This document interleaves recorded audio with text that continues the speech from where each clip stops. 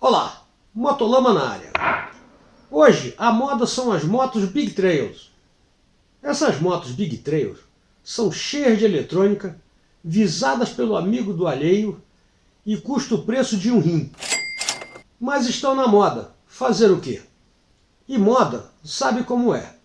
Quando uma coisa vira moda, todo mundo vai na onda, independente se gosta ou não. Afinal, é moda. Lembro que lá pelo meio dos anos 70, a moda era os sapatos de plataforma. Todo mundo usava sem encrenca porque era moda, mas bom não era. Assim é a moda. E o que é pior, se alguma coisa entra na moda, você não acha nada que seja diferente daquilo que está na moda. É aí que entram as duas portes, que com o surgimento das Big Trails, elas saíram de moda. Mas felizmente ainda existe uma galera raiz, que gostam de motos, pelo conceito antigo. E são exatamente as duas portes, que são motos com algumas coisas modernas, mas mantendo a essência do motociclismo clássico. Mas como não está na moda, não se acha mais por aí. Pelo menos aqui no Brasil. Mas o que é uma moto duas portes? São motos com características de moto de enduro, mas com equipamentos de rua como pisca, espelho, buzina, farol e etc. E como o próprio nome diz, alguns modelos são descritos como motos de aventura. Apesar de ser um termo genérico, até porque as motos Big Trails são conhecidas como aventureiras. E tecnicamente as Big Trails também são duas portes e blá blá blá blá blá. Em muitos aspectos, uma moto duas portes faz muito mais sentido para quem pretende rodar um pouco em estrada de terra. Elas são mais leves, mais robustas, geralmente mais baratas para consertar, e com exceção de algumas motos mais exóticas, exigem pouco de manutenção. Hoje vamos falar sobre as duas portes e ver quais são as opções que existem por aí. Motolama começando agora. Minha moto venenosa vai passando lá na roça e as vaquinhas... Olá, sou Arlindão, piloto de rally enduro e nas horas vagas editor do Motolama. O mercado de motocicletas é bem complicado para entender. São várias categorias de moto e o limite entre elas não é exatamente bem definido. Não que entendemos disso, mas chutamos bem.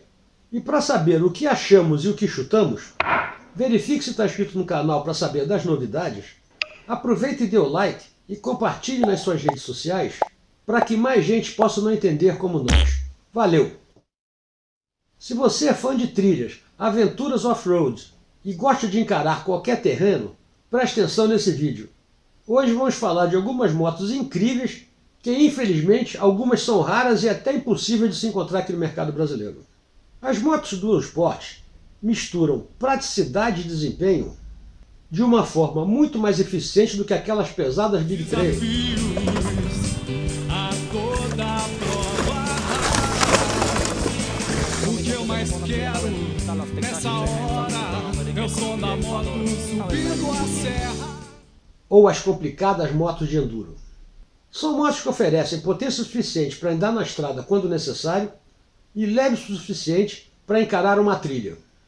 Vamos aqui fazer uma lista das potenciais motos duas portes.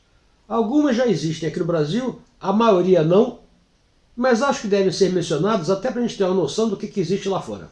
As motos na faixa de 250 e 300 não vão estar nessa lista, porque aqui no Brasil elas já são conhecidas e conhecidas como motos trail, e todo mundo já conhece. Então vamos parar de embromação e falar das motos. Vamos começar pela menos provável de ter aqui. É a Beta Alp 4.0. A Beta é famosa por suas motos de trial, e a Alp 4.0 é a verdadeira herdeira das motos de trial. Essa ideia de uma moto de trial feita para uso na rua não é nova. Lá pelos anos 90, a GasGas, que ainda não pertencia à KTM, lançou no mercado a sua Pampeira, que era uma moto de trial com um banco mais decente, perfeita para andar na rua. A Beta deve ter achado a ideia interessante e lançou sua versão de moto de trial para a rua. A Alp 4.0 é uma moto trail de 350 cilindradas, bem equipada, toda em LED, injeção eletrônica, partida elétrica, câmbio de 6 marchas, refrigeração líquida e ABS de 2 canais. Pesando meros 139 kg, deve andar bem com seus 35 HP, o que é bem honesto para uma 350 monocilíndrica. Esse modelo é uma evolução da Alp 4 original que foi desenvolvida com a participação de um fabricante chinês. Não consegui descobrir quem era. Mas enfim, a Alp 4 tem potencial para ser uma moto muito divertida de andar. Afinal, ela é claramente voltada para um público entusiasta do trial e para quem quer evoluir suas técnicas fora de estrada. Lá na terra do tio Sam, custa $6.450, que é mais caro do que a maioria das motos dessa mesma categoria. Pena que para chegar aqui vai ser bem difícil. A próxima moto da nossa lista também não tem previsão de chegar aqui, mas pode ser que chegue, é a Suzuki DR-Z4S. Essa moto é a nova geração da popular DR400, que inclusive já está por aí há 23 anos. E essa agora é obviamente mais evoluída. Tem um motor monocilindro de 398 cm, refrigeração líquida e 38 HP a 8.000 RPM. Tem ignição dupla com 2 velas. A descarga foi redesenhada e é mais grossa, toda em aço inox, e deve durar a vida toda e mais um pouco. Câmbio de 5 marchas e rodas de 21 e 18 polegadas. Ela vem com vários modos de pilotagem, tudo selecionado pelo SDMS, Suzuki Drive Mode System. Tem controle de tração, inclusive com a opção especial para rodar no cascalho. O ABS pode ser desligado tanto da frente quanto de trás. E a moto ainda tem acelerador eletrônico, com injeção eletrônica obviamente, 3 modos de pilotagem, não é que patina, ela só desliza. É uma bela moto. E para quem curte, ainda tem a versão Supermotar, que é a DR Z4SM. Ainda não tem informações sobre a chegada dela ao Brasil, mas a Suzuki está enrolando a gente e um dia vai trazer. Mas lá no tio Sam, ela custa incríveis $9.000. Honda CRF 450RL. Com o lançamento da CRF 300, os holofotes viraram para a Honda, o que nos leva à falta de uma dual sport aqui no mercado brasileiro. Mas lá fora tem a CRF 450RL. Essa moto promete manter a tradição das antigas XRs. A moto parece bem bacana. Tem chassi de alumínio reforçado, suspensão Showa com mais 300 mm de curso, freios parrudos, rodas de 21 e 18 polegadas, protetores de mão e placa protetora do chassi. O banco é bastante alto, com 944 mm de altura, mas a moto é bem leve, pesando apenas 132 kg, com o tanque cheio. O motor é obviamente um 450 cm3, com refrigeração líquida, injeção XY-DOM, que eu não me lembro do nome dela, tudo isso empurrado por um câmbio de 6 marchas perfeitamente escalonado para trilha e asfalto. O único conveniente é a merreca do tanque de 8 litros, que não dá para muita coisa. O preço lá não é tão forte, são $10.100. Quem não tem $10.100 sobrando em casa? E ela vem em várias cores, vermelha. E para variar, essa moto não tem aqui na terrinha, e nem previsão de chegada. Mas pelo que vi, ela entrega e promete. Só falta mesmo chegar aqui. Vamos torcer. Kawasaki KLR 650S. A Kawasaki aqui no Brasil é conhecida pelas suas motos na cor verde e pelo nome Ninja. Mas poucos conhecem a KLR 650, que veio aqui para o Brasil lá pelos anos 90, mas não ficou muito tempo. A que era mais conhecida aqui era a KLX 650, uma versão de enduro, e que até hoje tem um monte rodando por aí. E elas eram conhecidas pela sua robustez, apesar de que muita gente falava que a Kawasaki era a Grale japonesa. Mas lá fora, essas motos são conhecidas pela sua robustez e durabilidade. Inclusive, uma vez contei a história de 4 americanos que resolveram sair do Alasca e foram para a Patagônia rodando de moto, passando pelo Estreito de Darien. E os caras escolheram a KLR 650. A KLR 650 já está por aí há bastante tempo.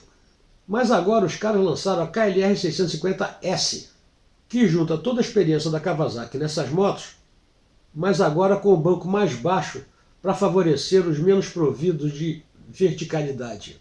Vai ver que esse S significa short, curto. O motor é meio capenga, com apenas 40 HP. Para uma 650 é meio fraco, mas o que perde potência ganha em robustez. E a moto é ideal para quem não alcança o chão nas trail padrão. E a moto não é leve, são 210 quilos, mas é durável e custa apenas $6.900 lá na terrinha do tio Sam. As suspensões também não são nenhuma obra-prima. Tem apenas 170 mm de curso e o ABS é opcional.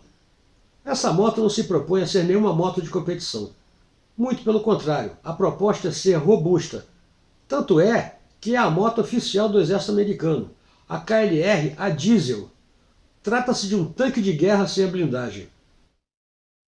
Agora vamos falar do que pode vir a existir aqui. Uma novidade que está prevista para breve é a KTM 390 Enduro R. Com essa situação complicada da KTM, que não sabe se fecha ou compra uma bicicleta, não se sabe se essas promessas vão se concretizar. O fato é que a indiana Bajaj prometeu casar uma grana com a KTM. Vamos ver no que vai dar isso. Mas independente do pendura da KTM, a Enduro R promete ser uma moto bem legal. Ela é diferente da Adventure R pelo tamanho do tanque e até onde sei pela carenagem. Embora a Enduro R tenha mais potência no papel, esta é realmente uma moto para iniciantes e é voltada para o mercado básico. E a ideia é que essa moto salve a KTM da situação atual. Trata-se de uma 399 cm com 45 HP, refrigerada a água e com câmbio de 6 marchas. Tem um par de suspensões bem decentes, como toda a KTM, e o resto é padrão.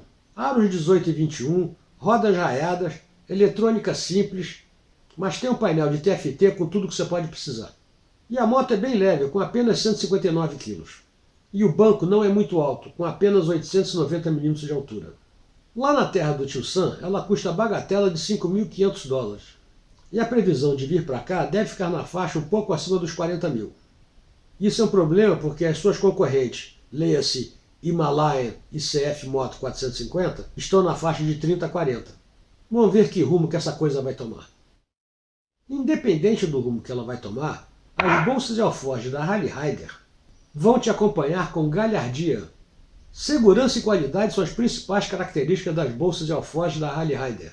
Segurança para levar seus pertences sem deixar cair. E qualidade para saber que elas aguentam o rojão. Visite o site da Harley Rider e veja toda a possibilidade de bolsas e alforjes. E melhor ainda, se usar o código MOTOLAMA5, você vai ter um descontão de 5% em qualquer compra pelo site. Vai lá que é mole. A próxima moto é a clássica das clássicas, a XR650L, meu xodó. Ela foi lançada em 1992, baseada na XR600, que já contei a história dela aqui nesse vídeo. O link vai estar na descrição aqui embaixo. Essa moto praticamente não mudou nada desde que foi lançada há 33 anos. Trata-se de uma 650 com refrigeração a ar, curso de suspensão de 300 mm, altura do banco de 940 mm e é uma moto bem alta. Seu enorme cilindro vibra bastante. Portanto, para viagens longas, ela não é para quem é fraco de coração, mas pelo menos manutenção bem simples. E é ótima para quem gosta de fazer a sua própria manutenção. Lá no tio Sam ela custa merreca de 7 mil doletas. E dificilmente você vai encontrar uma zero para comprar aqui, mas tem bastante usada por aí. Na mesma linha de clássicas, tem a DR650. E assim como a XR650L, a DR ainda é carburada. E seria também uma moto desatualizada, dificilmente de ser importada. Ela foi lançada em 1990 e continua firme com seu monocilíndrico a ar, câmbio de 5 marchas e 46 HP.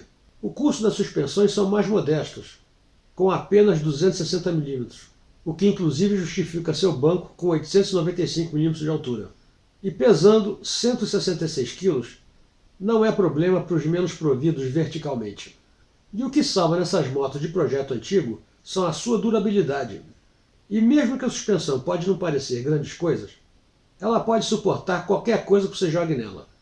Pela bagatela de $7.200, ela é mais cara que sua concorrente, a XR650, mas ela ainda atrai quem busca resistência e qualidade.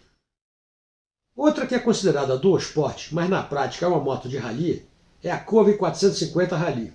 Apesar dessa moto já ser disponível no mercado brasileiro, o fabricante original não tem a menor ideia em fazer fábrica aqui no Brasil. Inclusive, já tive a oportunidade de andar nessa moto. O link vai estar aqui embaixo na descrição.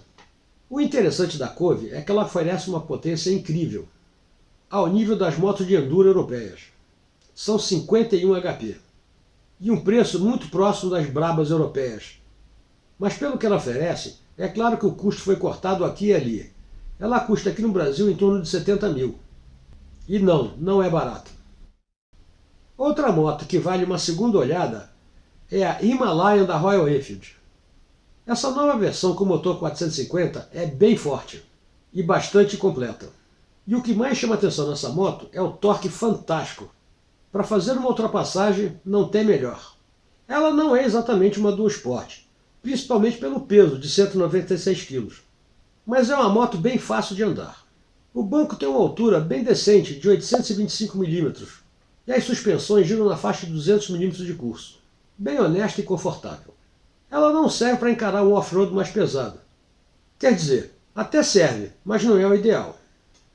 Mas o ponto alto dela é a faixa de preço de R$ 31 mil, mais barato que uma Saara.